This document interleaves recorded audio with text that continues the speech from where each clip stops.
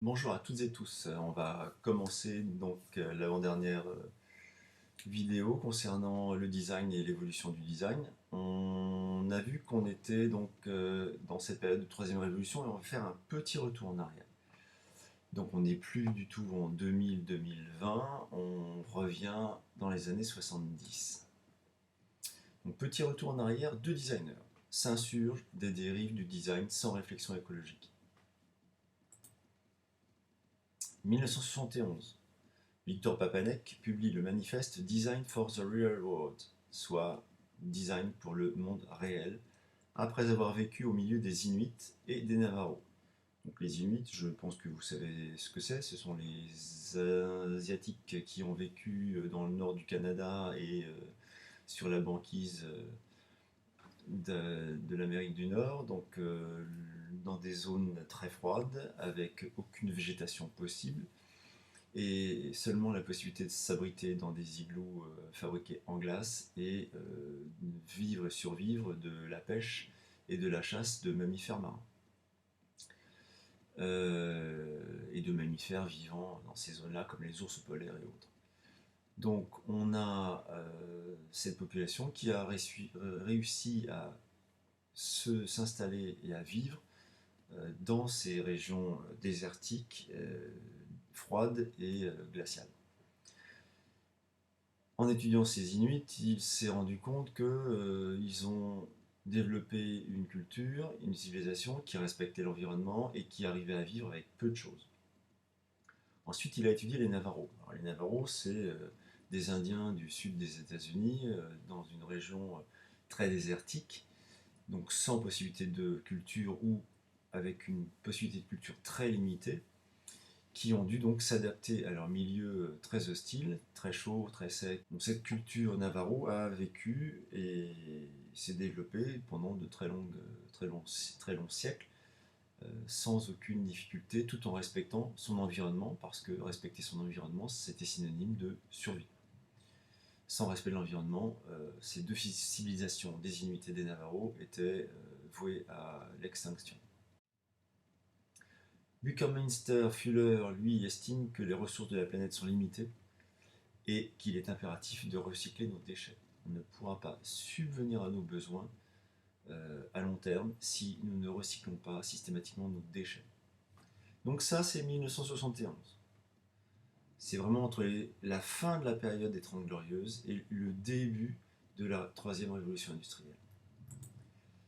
Deuxième événement important l'année suivante, 72, le rapport Meadows, qu'on appelle aussi The Limits of Growth, qui signifie les limites de la croissance. Je vous rappelle que dans les Trente Glorieuses, on appelle ça les Trente Glorieuses parce qu'on est dans une pleine période de croissance après la Deuxième Guerre mondiale. L'Europe est en ruine, il faut tout reconstruire et on va avoir une croissance de l'Europe et des pays occidentaux considérable. Donc ces scientifiques rédigent un document qu'on appelle le rapport Meadows et ils font partie d'un club qu'on appelle le Club de Rome. Ils estiment, à la suite de ce rapport et de cette étude, à partir des travaux couplés de la consommation humaine en énergie depuis le début de la révolution industrielle, la première, la croissance de la population, la consommation d'eau et d'énergie électrique, pétrolière et autres, la croissance constante du pays et la raréfaction de certaines denrées ou matières premières, que la fin de la croissance est pour les années 2030. C'est pas le 30 janvier 2030, ce ne sera pas le 31 décembre 2030 non plus, c'est dans les années 30, entre 2030 et 2039, 2040. Donc cette période des 10 ans qui vont arriver, c'est une période où, effectivement, on risque d'avoir un problème de croissance et on risque plutôt de démarrer une décroissance.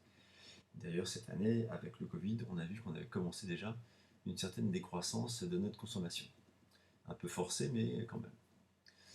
Et il faut donc, dès les années 70-80, on nous prévient qu'il faut se préparer industriellement à cette décroissance-là. Ce qui n'a pas vraiment été fait par nos hommes politiques depuis 50 ans. Ensuite, 1973, que se passe-t-il? Eh bien, c'est la crise pétrolière et le premier investissement des conclusions du rapport Meadows. Le rapport Meadows planifiait et prévoyait un début de la décroissance, et en 1973, c'est l'année où on sait qu'on a atteint le pic d'exploitation pétrolière et qu'on n'en aura pas beaucoup plus dans les années qui viennent. Donc on va être obligé de faire plein de recherches de puits de pétrole à partir des années 73, enfin l'année 73, mais on ne va pas réussir à exploiter autant de pétrole que en cette année de pic d'exploitation et d'extraction pétrolière. Alors quand on regarde ces trois flèches, hein, vous les voyez bien ici, ces trois flèches elles sont quand même centrées sur une année ou une période particulière. Laquelle? Eh bien notre petite ellipse va nous montrer cette période-là. Et on est effectivement dans la zone de début de troisième révolution industrielle avec les plastiques comme premier matériau utilisé dans le monde. C'est-à-dire que si vous prenez tous les matériaux utilisés en 1973, et à partir de 1973, le tonnage de matériaux utilisés le plus important au monde, entre l'acier, le bois, toutes les productions d'objets, sont faites essentiellement en plastique, majoritairement en plastique. Et le plastique vient du pétrole. Et le pétrole, c'est une énergie fossile. L'énergie fossile, elle vient des dinosaures et de cette période du Jurassique et de toutes les périodes préhistoriques qui remontent à l'époque des dinosaures. Donc tout ça, ça va nous imposer l'éco-conception. Mais comment naît le concept d'éco-conception? Il naît de ces remarques, mais surtout de l'obligation de se mettre à l'économie. Entendez par éco-conception, économie-conception et écologie-conception. Alors les pionniers justement sont Victor Papanek, américain d'origine autrichienne. À partir de son étude des Inuits et des Navarros, il va vraiment en conclure une pensée de design, d'éco-conception. Donc le design doit être révolutionnaire et radical, ce qui signifie consommer moins, utiliser les objets plus longtemps, les objets doivent pouvoir être réparables et les matériaux recyclés. Donc, consommer moins, vous pouvez le faire. Utiliser les objets plus longtemps, vous pouvez aussi les garder plus longtemps. Les objets doivent pouvoir être réparables. Effectivement, si on conçoit un objet totalement impossible à réparer, ça va faire un objet à jeter, et donc on va gâcher et consommer davantage, alors qu'on doit réduire la consommation. Et les matériaux recyclés, c'est-à-dire que tout matériau utilisé dans un objet doit pouvoir être séparé de l'objet et pouvoir être recyclé pour refaire un autre objet à partir de sa matière de base. Buckminster Fuller, américain donc, il découle de sa réflexion à lui le concept suivant. Il faut créer une coopération spontanée sans dommages écologiques et inconvénients pour qui que ce soit afin que le monde fonctionne. Donc coopération spontanée, c'est-à-dire que ce serait bien qu'on travaille ensemble, naturellement et spontanément, pour concevoir des objets avec dans l'idée de les recycler, de les entretenir, de les faire perdurer, de les partager, de les vendre en deuxième main, mais faire en sorte que ces objets ne soient pas gâchés et jetés systématiquement. Donc on peut résumer ces deux pensées de ces deux éco-concepteurs des origines en gardant à l'esprit que le cycle de vie du produit et les transferts d'impact de pollution sur l'environnement par donc, faire attention à l'extraction des matières premières, la limiter le plus possible, faire qu'elle consomme le moins possible d'énergie. Dans la fabrication, penser à la récupération des pièces, la facilité de démontage et de recyclage. Au transport logistique, faire en sorte qu'on n'ait pas à traverser toute la planète pour vous livrer des vis ou des écrous alors qu'on peut les faire sur place ou pas très loin. Donc localiser la production pour éviter un transport logistique trop distant.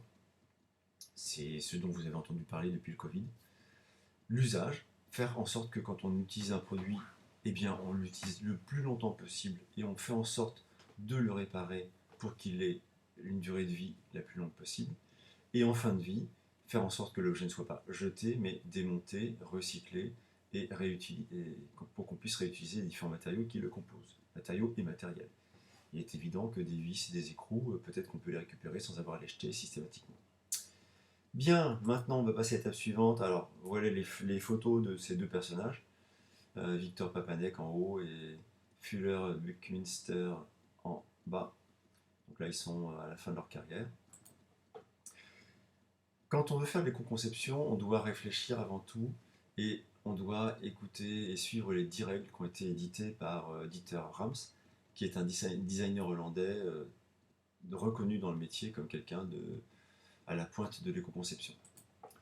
Donc la première chose quand on fait du design, c'est d'être innovant. La technologie évolue chaque jour, ce qui donne la possibilité de créer un design nouveau. La technologie évolue, les matériaux évoluent, les modes et les goûts évoluent. Vous savez très bien, on l'a vu déjà jusqu'à présent, que ces différents paramètres vont nous inciter à innover de nouveaux produits. Rendre un produit utile. Donc le design doit être utile au produit et non l'inverse. C'est-à-dire qu'on ne va pas faire du design pour faire du design et faire un joli produit. On doit d'abord concevoir un produit qui est utile et faire en sorte que le design mette en valeur ce produit. L'esthétique. Donc la conception, fonction de l'objet, bien réalisé, ne manque pas de beauté.